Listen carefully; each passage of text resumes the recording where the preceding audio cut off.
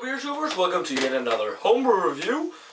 Again, a homebrew sent to us by StumpyJoeJr, or Ryan. The last one. The last one he sent, the last homebrew he sent, for us to review. And it's actually quite fun starting reviewing homebrews as we just started ourselves. Yeah. So this is, I really like that he bottled it in an Orvel bottle. That's cool because it looks like a medicine bottle. But this is his None More Black Imperial Stout on 12%.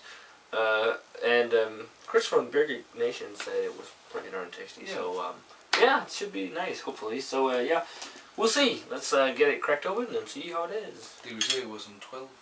Yes, I did. 12%. So we got it poured.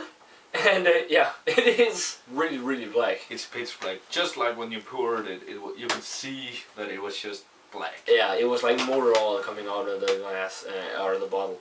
And it's got a pretty big head for a 12% beer. Yeah. It's like, I'd say 2.5 fingers on mine, tan, roasted looking head. Yeah. It looks quite nice. Looks like a huge Imperial Stout, so let's check out the aroma. Let's do that. Lots of roasted malt and like coffee-like notes. It does have some sweetness to it too. Yeah, some kind of like chocolatey sweetness. Yeah, I was thinking like a chocolatey, vanilla-y kind of sweetness. Yeah. Licorice, dark fruity notes. There's actually quite a decent amount of dark fruit now. And some decent amount of licorice, as you said. Yeah, and there's like a burnt note to it too. Oh yeah. Oh yeah. Do you know what it reminds? It's, if you get a big whiff, it smells a lot like brown sugar, and it smells like brown sugar just smelling from the bag. Yeah. I'm actually wondering if this is brewed with brown sugar. Yeah.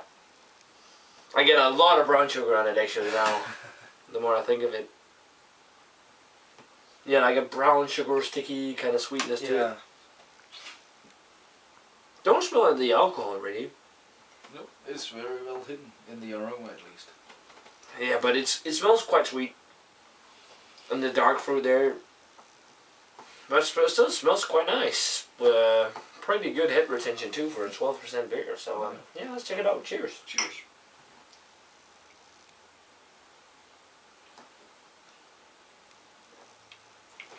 Wow, that's pretty huge. It's really huge. It's the mouthfeel is full. Yeah, I'd say full. Nice creamy mouthfeel. Wow, you get a lot of licorice flavor in the back end of the palate. Yeah, almost kind of like a star anise, but more a kind of fennel licorice kind of. The front of the palate, the first, I get a really dark, heavy roast, burnt note afterwards, like an ashy and burnt note, and the burnt, ashy kind of flavor lingers on the taste too. Yeah. It's funny. It does still have that brown sugar kind of quality to it.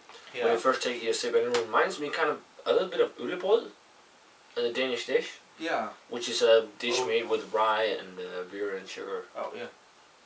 It does have some kind of a reminiscent flavor of that, actually. Yeah. Yeah, it's got some dark fruits too, and you get the sweet fruitiness from the dark fruits up front first. But then it just fades into a real big ass roasty beer. Yeah. It's a very special taste. But it's and the sweetness that you can't really taste the alcohol, but you do get a slight phenol character to it, I think. Oh yeah. But and you do feel a little of the burn in the back end, or at least you do feel some. I guess a fair amount of burn. But still, for a 12% beer, I think it's pretty well made, done, yeah. Especially for a homebrew. I would kill to be able to brew such good beer. Yeah. Because then I could get drunk in my own beer and still be happy. So it's pretty nice. It's really well made. I would have liked to have toned the burnt and really extreme roast a little bit down, because it really lingers for a long time and kind of cuts the other flavors. Yeah.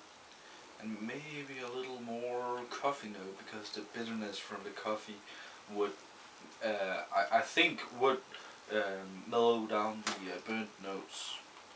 Maybe, but yeah. But still. But what grade would you get this homebrew?